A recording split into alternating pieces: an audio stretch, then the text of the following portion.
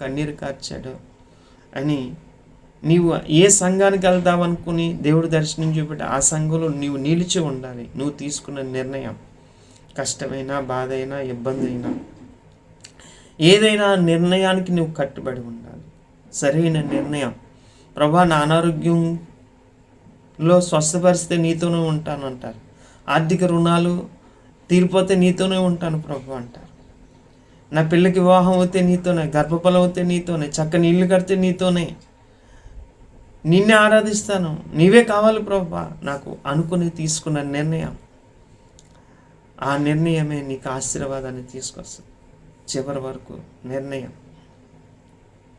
యోబు శోధనలో, ఆ శ్రమలలో ఒకే నిర్ణయం, నా సజీవుని నేను ఎరుగుదును, నా సజీవుడు నాకు మేలు చేస్తాడు, నా స్థితిగతులు మారుస్తాడు అని తన యథార్థతను, తన విశ్వాసాన్ని, తన నిరీక్షణను విడిచిపెట్టలేని యోబు వెనుతిరిగిపోలేదు. భార్య చెప్పిన మాట వల్ల కూడా, ఎందుకయ్యా నీ స్థితిగతులు పాడైపోయినాయి, నీ దేవుణ్ణి దూషించి మరణం కమ్ము అని చెప్పినా సరే ఆయన ఒక్క మాట అయినను దేవునికి, తన నోటి మాట ద్వారా కూడా దేవుని దూషించడానికి ఇష్టపడలేదు. కాబట్టి అందుకే యోబుకి ఆశీర్వాదం వచ్చింది. హల్లెలూయా. ఓర్పా వెనక్కి వెళ్ళింది, రూతు దేవుని వైపుకు వచ్చింది. అందుకనే రూతు మెస్సయ వంశావళిలో ఆమె చేర్చబడింది అనే విషయాన్ని, అందుకే అత్తగారిని రూతు హత్తుకుని ఉందంట.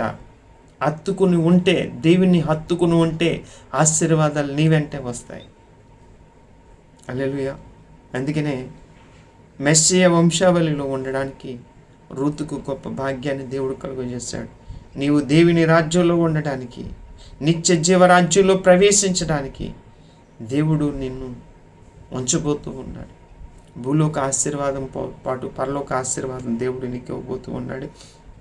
కాబట్టి నువ్వు తీసుకున్న నిర్ణయం ఓర్పా నిర్ణయం వలె ఉందా, లేకపోతే రూతు నిర్ణయం వలె ఉందా అనేది ఆలోచన చేసుకొని, కాబట్టి ఓర్పా ప్రేమించింది కానీ నిలబడలేదు. ఓర్పా ప్రయాణం ప్రారంభించింది కానీ పూర్తి చేయలేదు. ఓర్పా వెనక్కి తిరిగింది, రూతు ముందుకు సాగింది. నువ్వు ఆగిపోక ముందుకు సాగు, దేవుడు నిన్ను దీవిస్తాడు, దేవుడు నిన్ను ఆశీర్వదిస్తాడు. ఈ వాక్యం ద్వారా ఓర్పా ఒక జీవితంలో వెనుకకు తిరిగే పరిస్థితి ఉంది, రూతు జీవితంలో ముందుకు వెళ్ళే పరిస్థితులు ఉన్నాయి. నీకు నీవే నిర్ణయించుకో, దేవునితో నడవడానికి ఓర్పా వలె ఉంటావా, రూతు వలె ఉంటావా? దేవుని ఆశీర్వాదానికి వారసురాలుగా ఉంటావా, లోక ఆశీర్వాదానికి వారసురాలుగా ఉంటావా? లోకం ద్వారా వచ్చే మరణాన్ని పొందుకుంటావా, నిత్య జీవం చేరుకుని యేసుక్రీస్తుతో హత్తుకొని నడవడానికి ఇష్టపడతావా? నువ్వు నిర్ణయించుకో. అటువంటి